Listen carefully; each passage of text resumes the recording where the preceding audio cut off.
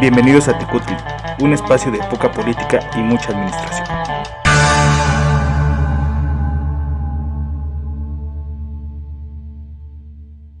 Hola, hola, estamos ya en el programa número 17, el cual se llama Tabaco Cubano. En la sección de Bomberazo vamos a hablar sobre la contratación de médicos cubanos, para Panópticos sobre la administración aeroportuaria y en Gotitas de Administración hablaremos sobre el Día Mundial Sin Tabaco. Comenzamos. El Bomberazo. Hola, hola, de nuevo aquí yo, Nenet. Pues bueno, como se había dicho, en el Bomberazo vamos a hablar sobre la contratación de médicos cubanos, lo cual ha estado en las últimas 2 semanas de las noticias, el del por qué sí, el por qué no se debe de contratar a un personal de origen extranjero cuando se supone que pues hay muchos médicos mexicanos sin ningún tipo de plaza, sin ningún tipo de oportunidad para ingresar pues al sistema de salud. Aquí les va algunos datos. La primera noticia salió el 8 de mayo, donde el presidente López Obrador mencionó que, pues después de su visita a Alabama, iba a contratar a médicos cubanos porque tenemos falta de médicos en toda la República, tanto de generales como especialistas, y que serán mandados estos médicos a las regiones más pobres de México, como son la sierra o las más alejadas, en donde la mayoría de los residentes de esta profesión rechazan sus plazas por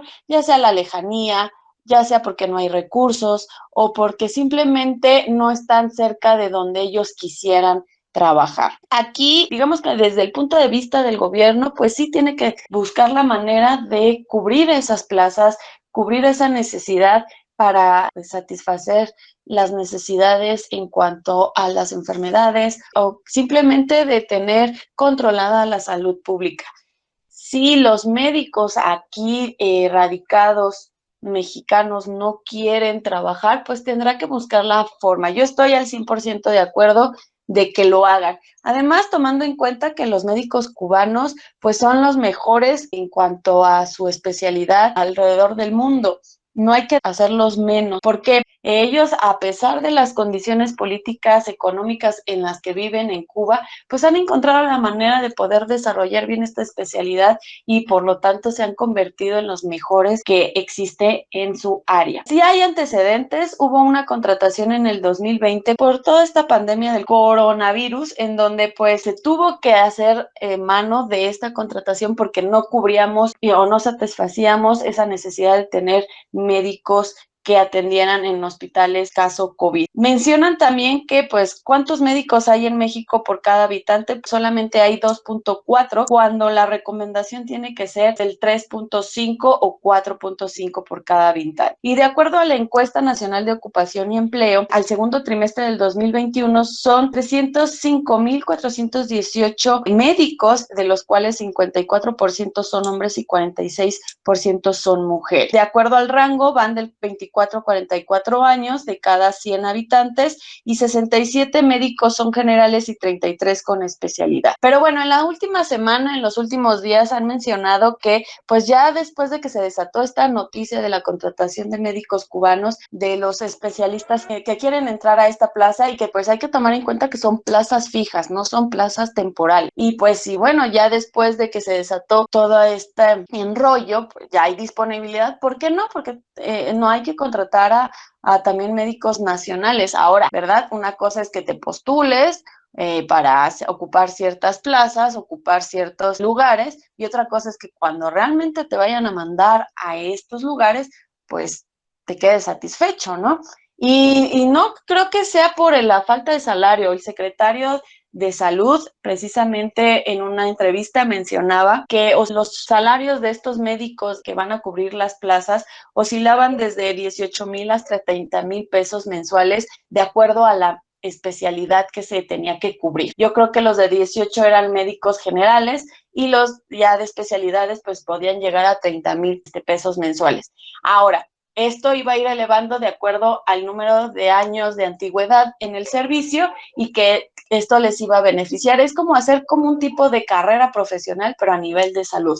Yo estoy de acuerdo que si pues hay plazas que no se cubren por estos médicos nacionales, pues sean cubiertos por estos médicos cubanos que sí están en la disponibilidad de venir a trabajar. Ahora, no me quiero meter en cuestiones políticas, pero en cuestiones administrativas yo le doy mi visto bueno. No sé qué opinen mis compañeros. Pues como la mayoría de los programas que tienen que ver con la administración de recursos, creo que en este caso tiene que ver con dos grandes perspectivas. Uno, Cuba tiene, como bien lo mencionabas, una tradición ya, por así decirlo, de un sistema educativo fuerte, de un sistema de salud muy consolidado. Por lo tanto, es una política que se lleva a largo plazo, donde tienen médicos especialistas altamente preparados y capacitados. ¿Hasta qué punto es positivo que una de estas aristas de esta política de gobierno que han conformado o que ha conformado un estado como lo puede ser el estado cubano, hasta qué punto es positivo que exploten esas fortalezas que tienen para mandar a otros países a médicos? Y no es una cuestión que ahorita estén mandando exclusivamente a México, creo que por varios años han mandado algunas misiones a diferentes países. Por ejemplo, he escuchado que han mandado a médicos a Brasil, a Haití, a África. Entonces, digamos, lo que no es una cuestión como al aire solamente. Lo único que también he visto en algunas noticias es que los médicos que van a otros países justamente se quejan de que no los mandan en las mejores condiciones posibles. Y si es que no regresan al país, a Cuba, después de terminar su misión, les aplican como que sanciones muy fuertes. Les aplican la ley de los 8 años, en la cual extraditan y no les permiten la salida del país durante cierto tiempo. Eso por la parte de la administración pública cubana. El otro punto de vista es la cuestión de quién recibe o quién pide, quién solicita a estos médicos. En este caso, yo creo que de la parte de México sí es una medidas al aire. Así se me ocurrió esto, vi esto, me ofrecieron esto, entonces lo tomo y lo hago sin una planeación, lo hago sin tomar en consideración todas las implicaciones que puede tener. Y creo que la característica principal, para ir cerrando, es que muchas decisiones en nuestro país se toman sin una planeación previa. Qué interesantes puntos de vista acaban de dar ustedes dos de este tema, porque de por sí es un tema muy álgido y está muy cerca de rozar entre lo político administrativo, ¿no? Y como este espacio no es de política, evitaremos hablar del tema político. Yo creo que el hecho de que contraten médicos cubanos no está mal, porque bien refería Nenet, son muy buenos en lo que hacen. Sin embargo, creo que también los médicos mexicanos son muy buenos. Tanto así que en tiempo de pandemia estuvieron en primera línea cuidando la integridad de la salud de los mexicanos, y es increíble que todavía haya médicos que no tienen una plaza o no tienen ni siquiera un empleo, ¿no? Y que los vemos en farmacias de similares ofreciendo sus servicios por la cómoda cantidad de 35 pesos la consulta. Entonces creo que hay muchos médicos, pocas plazas o pocos hospitales, y eso nos genera un conflicto. Ahora bien, es cierto que los jóvenes de ahora o los niños ya no quieren estudiar medicina, ¿no? Porque al final ahora ya todos quieren ser youtubers, quieren dinero fácil. Ya también esa parte educativa la hemos ido perdiendo, entonces es un tema muy complejo y muy extenso, pero tenemos que ver las diferentes aristas. Como por medio de la educación regresamos a los niños a las aulas y que tengan el interés de todos dicen, es que estudiar medicina es muy caro, es que estudiar medicina esto, es que estudiar medicina me pagan poco, es que estudiar medicina son muchos libros y es un buen de trabas, y a la vez decepcionan y a la vez también hacen que las personas ya no quieren estudiar medicina. Y es cierto, ¿no? Es uno de los para mí uno de los empleos peor pagados, la medicina, dependiendo en donde la ejerzas, ¿no? No es lo mismo un doctor que está en Los Ángeles, en el Hospital Los Ángeles, que uno que está en la Clínica 58 del IMSS, ¿no? No son los mismos eh, sueldos. Y para mí la verdad es que la los médicos del servicio público están mal pagados, ¿no? Yo creo que por ahí deberíamos entrar el tema. Digo, yo pues no le veo mal el que vengan los cubanos y que hagan el trabajo que no se quiere hacer por parte de los médicos mexicanos, pero también tendríamos que ver el punto de vista de ellos. Y es cierto que no quieren ir a trabajar a los pueblos más alejados y que donde no hay eh, grandes lujos, también tendremos que ver su punto de vista, ¿no? Yo creo que aquí es la opinión de mucha gente la que tendríamos que estar analizando para poder dar un punto de vista categórico. A mi punto de vista es eso, no le veo inconveniente en que vengan los médicos cubanos, siempre y cuando, ¿no? Los médicos mexicanos de verdad tengan por lo menos una plaza ahí de esas que tienen mal pagadas. Pues bueno, ya tomando la cuestión administrativa, pues hay que tomar en cuenta que ya el presupuesto está para esas plazas, o sea, ya está considerado para esas 13,000 y tantas plazas que se están abriendo, porque mencionaba el secretario de Salud que eran plazas que solicitaban que estuvieran vacías para ya darlas a los médicos de forma permanente. Y pues, como mencionaban mis compañeros, sí hay demasiadas aristas que se entrelazan con, por ejemplo, cuestiones de presupuesto, cuestiones de educación, cuestiones incluso de movilidad y de, pues, cuestiones de seguridad pública, si vemos que pues no se les va en ocasiones tanto a los médicos como a los maestros que viven en zonas pues de alto riesgo en cuestiones de narcotráfico y demás.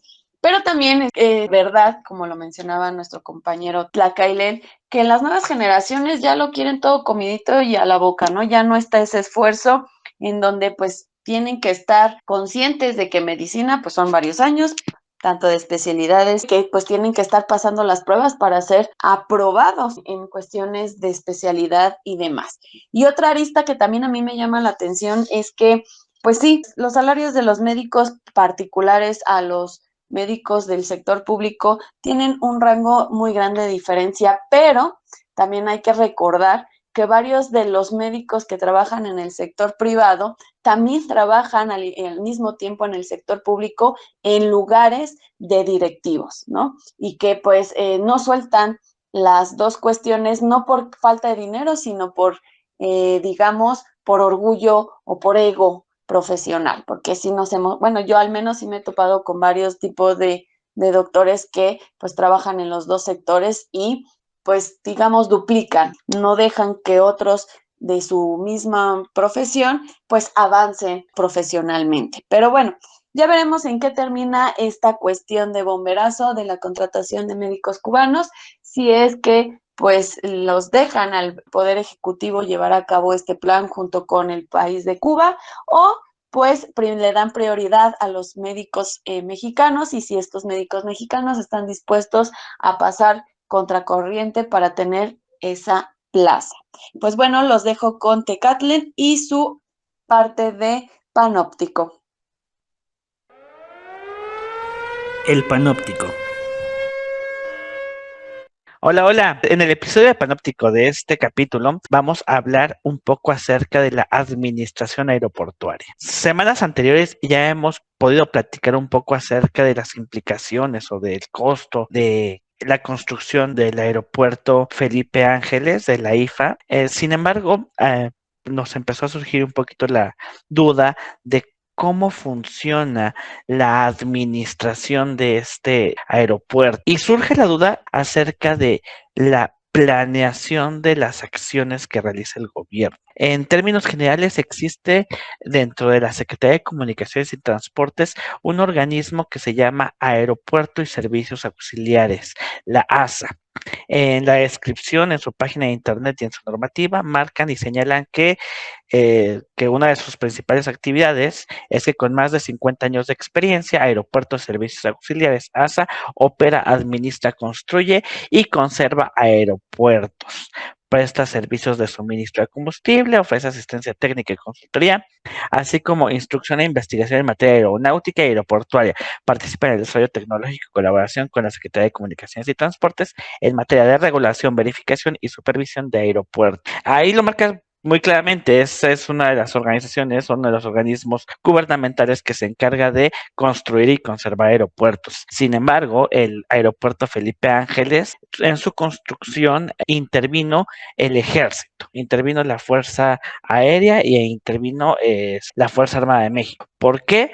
porque justamente la base donde se encuentra el AIFA anteriormente o fue una base militar, la cual se adecuó para poder realizar esta obra de este ahora aeropuerto de pasajeros y de carga. Entonces ahí empezamos a perder o quién se encarga de esta construcción y de esta administración. Ya no nada más es la Secretaría de Comunicaciones y Transportes, ahora también tiene que ver el ejército mexicano. Y por lo tanto, esto va difuminando bien quién tiene que realizar algunas de las actividades. Entonces, esto genera como ciertos conflictos para ver dónde empiezan las atribuciones de uno y dónde empiezan las atribuciones de otro. Es un tema en el cual la administración pública debe de poder tener mecanismos de vinculación y de relación intergubernamental para que no haya ahí duplicidad de funciones, nada por el estilo.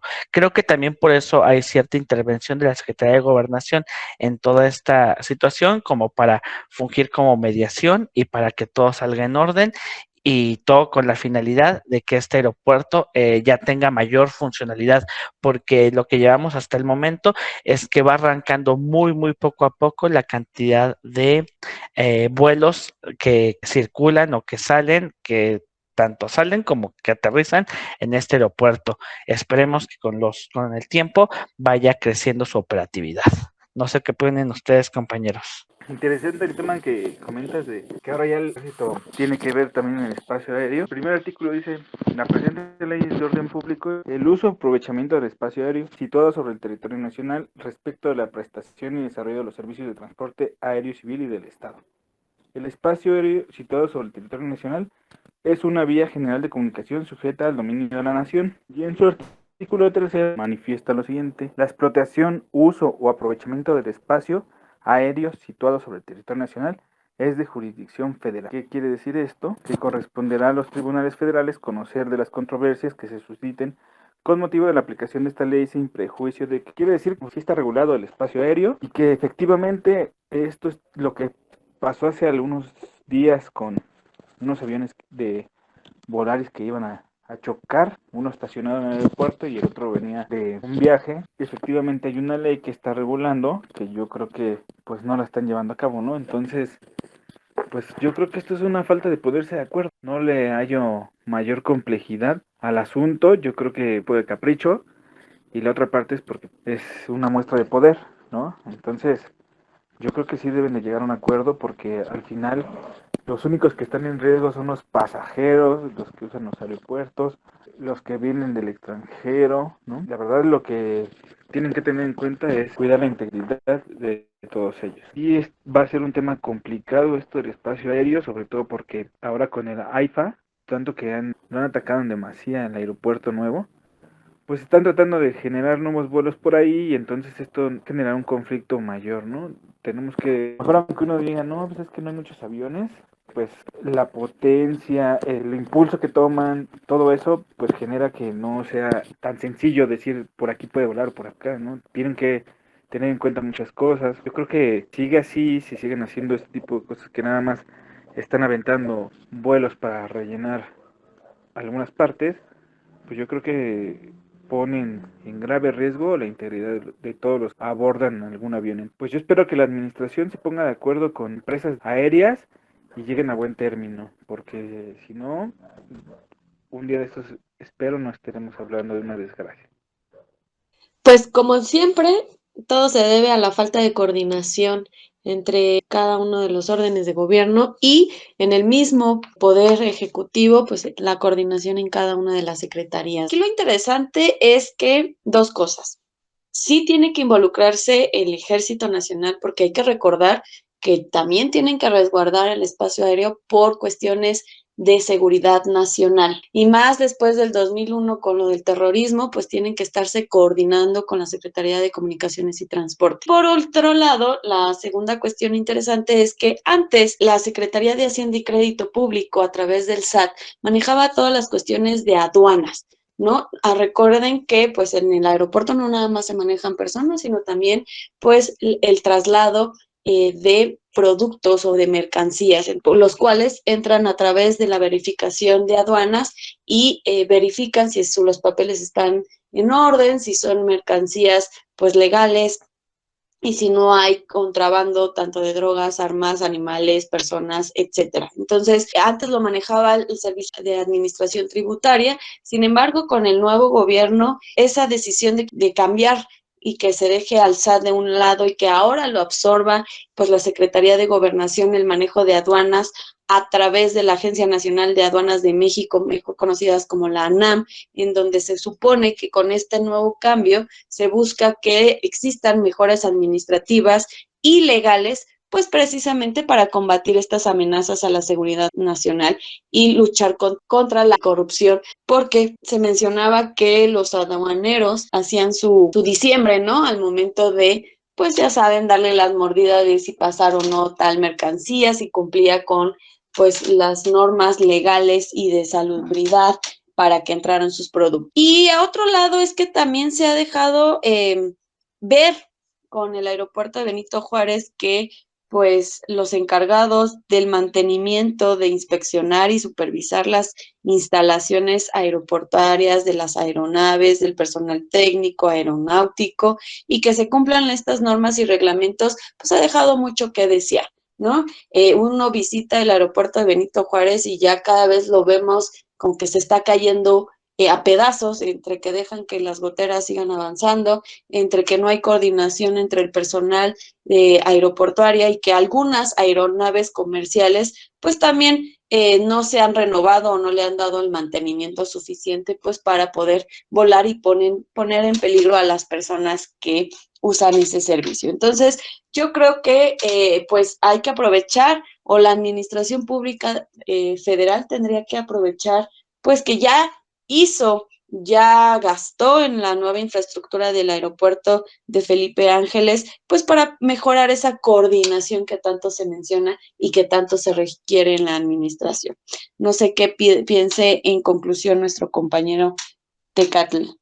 Desde el punto de vista administrativo estrictamente, es muy fácil y muy sencillo. Implementar mecanismos de coordinación. Creo que si las autoridades se llegasen a poner de acuerdo, si llegaran a colaborar como debe ser también con la iniciativa privada, o sea, con las aerolíneas, yo creo que el aeropuerto, como está pensado, como está planeado, puede ser una gran ayuda para librar o para liberar un poco la presión que existe en el Aeropuerto Internacional de Ciudad de México. De verdad, yo creo que ya es insostenible la cantidad de vuelos que existen en el AICM. Tiro por viajes están retrasando los vuelos por la falta de pistas, por la falta de capacidad, y para nada es una mala opción el Aeropuerto Internacional Felipe Ángeles. Y pues no nos queda más que esperar qué pasa en futuros meses, futuros años con esta situación.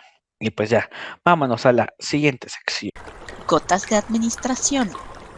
El día de hoy vamos a hablar del Día Mundial Sin Tabaco. Se celebra en todo el mundo el 31 de mayo de cada año. Esta celebración anual informa al público acerca de los peligros que supone el consumo del tabaco, las prácticas comerciales de las empresas tabacaleras, para llamar la atención mundial hacia la epidemia del tabaquismo, para destacar mensajes concretos relacionados con el control del tabaco a la que se enfrenta la comunidad sanitaria. Datos duros: cada año por el tabaco mueren alrededor de 8 millones de personas. Esta es una cifra muy fuerte, ¿no? 8 millones de personas cada año por el tabaquismo, y no me imagino los gastos que generan las personas enfermas que tienen algún padecimiento derivado del tabaquismo, ¿no? Como el EPOC y todo lo que conlleva el tabaquismo. Según las personas que fuman porque son muy nerviosas, entonces dicen que eso les calma mucho la ansiedad del tabaco. Y hay gente que cuando fuma un cigarro siente que entra en un momento de relajación.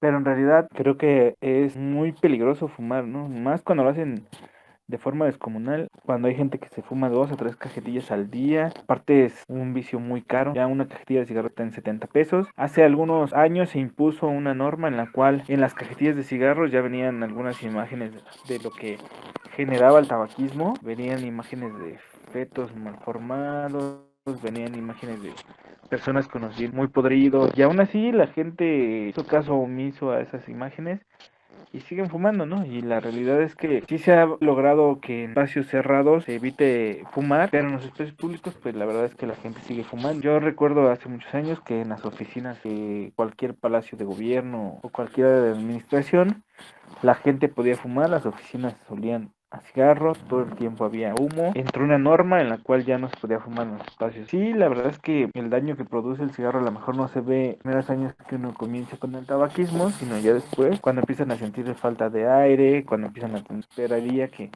mucha gente pudiese dejar el vicio del cigarro, porque no solamente ellos reciben alguna afectación, sino toda la gente que está alrededor se afecta, porque al final genera contaminación y esa contaminación va dañando el planeta. Entonces, pues sí hay que hacer un poco de conciencia. Si uno es fumador, pues tenemos que también respetar el espacio de los demás. Si alguien se va a fumar cerca de un grupo de personas, pues también es de mala educación, porque a mucha gente no le gusta el olor a cigarro y a los que fuman no les importa eso. Entonces, yo creo que debemos de hacer conciencia, debemos de generar conciencia, pues ojalá se permitan, ¿no?, dejar de fumar, fumen tabaco y por el bien de todos. El tabaco, el fumar es una de las peores adicciones que puedan existir. Independientemente de eso, la parte que respecta a la administración pública, uno, me parece un poco increíble que tengan que tomar acciones de regulación de esa magnitud como para prohibirle a alguien algo. O es evidente por qué la administración tiene que hacerlo, pero lo que a mí me sorprende es cómo el ser humano llega a ese punto de necesitar que a alguien le prohíba algo porque está mal. Y bueno, fuera que solamente lo que la mayoría de las personas piensa es que es mi problema, yo fumo, es mi rollo, es mi bronca, pero no, bueno, fuera que solamente se afectaran a ellos. El fumar es un problema que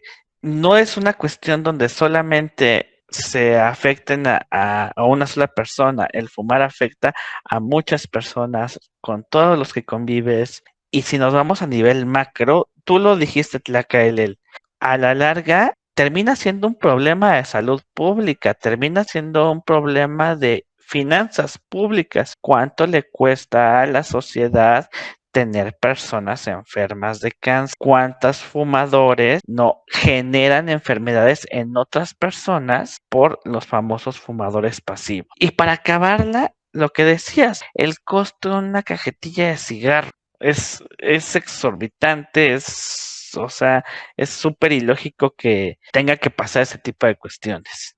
Y pues ahí sí, ahí sí difícilmente podemos llegar a otra conclusión más allá de gente ya no fume. O sea, la verdad es que es de las peores cosas que pueden existir en el mundo. Pues bueno, el lema de este año para el Día Mundial sin Tabaco es el tabaco, una amenaza para nuestro medio ambiente. Como incluso una pequeña colilla encendida, aventada al azar en un bosque, en una selva, puede ocasionar precisamente un incendio forestal, que también, digamos, sí, es una cuestión colateral, pero a estos inconscientes fumadores que los avientan, pues no lo toman en cuenta. Y pues ya me mencionaron que pues nos puede dar 20 tipos de cáncer, por enfermedades cardiovasculares y respiratorias, y que pues a través del artículo del convenio del marco de la OMS, en el artículo 5, se relaciona el control del tabaco y el tratamiento de la dependencia del tabaco. Ahora, un dato también duro es que la mayoría de los fumadores pierden la vida entre los 60 y 64 años y que los costos económicos anuales por el consumo de tabaco supera el $1 billón de forma mundial.